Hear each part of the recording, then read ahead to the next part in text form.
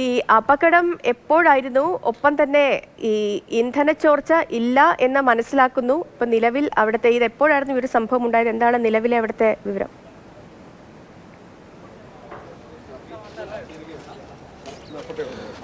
ഇന്ന് പുലർച്ചെ 1:30 ഈ പഴയങ്ങാടി പാലത്തിന് മുകളിൽ ഈ അപകടം സംഭവിച്ചത്. അതായത് മംഗലാപുരം ഭാഗത്തു നിന്നും കോഴിക്കോട് ഭാഗത്തേക്ക് വരികയായിരുന്ന ടാങ്കർ ലോറിയാണ്. ആ ടാങ്കർ ലോറി രണ്ട് വാഹനങ്ങൾ, ഒരു കാറുകൾക്കും ഒപ്പം തന്നെ ഒരു ട്രാവലറിനും ഇടിച്ച ശേഷമാണ് മറിഞ്ഞത്. അതായത് ടാങ്കർ ലോറിക്ക് മുകളിൽ നിന്നും ടാങ്കർ പുറത്തേക്ക് വീണത് നമുക്ക് കാണാം. ആ ലോറിയുടെ മുൻവശം അങ്ങനെ തന്നെ ഉണ്ടെങ്കിലും ആ ലോറിയുടെ ടാങ്കർ താഴേക്ക് പുറത്തേക്ക് മറിഞ്ഞു വീണിട്ടുണ്ട്. അത് കൃത്യമായി പാലത്തിന് മുകളിലാണ്, അതായത് പഴയങ്ങാടി പാലത്തിന് മുകളിലാണ് ഈ അപകടം നടന്നിരിക്കുന്നത്. പുലർച്ചെ ആയതുകൊണ്ട് തന്നെ വലിയ വാഹനങ്ങൾ ഉണ്ടായിരുന്നില്ല. രണ്ട് വാഹനങ്ങളെ ഇടിച്ച ശേഷമാണ് ഈ ടാങ്കർ ലോറി മറിഞ്ഞിട്ടുള്ളത്.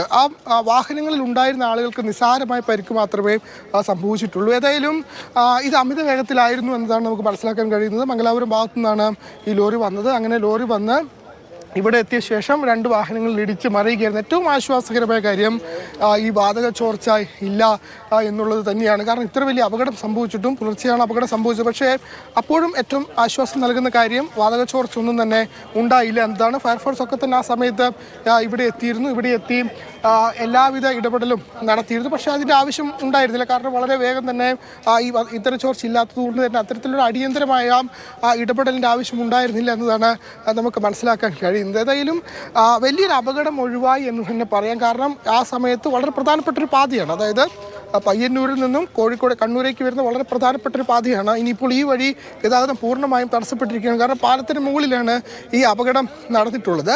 അതുകൊണ്ട് തന്നെ വാഹനങ്ങളൊന്നും തന്നെ കടത്തിവിടുന്നില്ല. ഇപ്പോൾ പയ്യന്നൂരിൽ നിന്നും നമുക്ക് കണ്ണൂരിലേക്ക് എത്തണമെങ്കിൽ തളിപ്പറമ്പ് വഴി മാത്രമേ വാഹനങ്ങൾക്ക് പോകാൻ കഴിയൂ.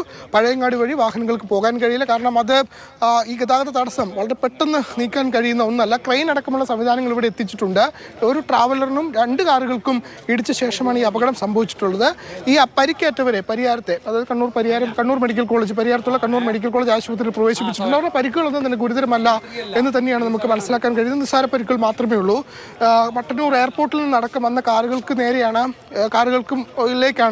ഈ ടാങ്കർ ലോറി ഇടിച്ചു കയറിയത്. പക്ഷേ നിസ്സാര പരിക്ക് മാത്രം. അത് അവരെ ആശുപത്രിയിൽ പ്രവേശിപ്പിച്ചിട്ടുമുണ്ട്. ഏതായാലും ഇപ്പോൾ ഈ ടാങ്കർ ഇവിടെ നിന്നും എടുത്തു മാറ്റാൻ ഇവിടെ ക്രെയിൻ അടക്കമുള്ള സംവിധാനങ്ങൾ ഉപയോഗിച്ച് എടുത്തു മാറ്റാനുള്ള ശ്രമമാണ് ഇപ്പോൾ നടത്തുന്നത്. ക്രെയിനൊക്കെ ഇവിടെ എത്തിച്ചിട്ടുണ്ട്. എന്താണെങ്കിലും രാവിലെ തന്നെ ഒരു ദുഃഖകരമായ ഒരു വാർത്ത. മറ്റ് അപകടങ്ങളൊന്നുമില്ല, മറ്റുള്ളവർക്ക് പരിക്കേറ്റവരുടെ പരിക്കുകളൊന്നും സാരമുള്ളതല്ല എങ്കിൽ കൂടി രാവിലെ ഒരു അപകട വാർത്ത അല്ലേ?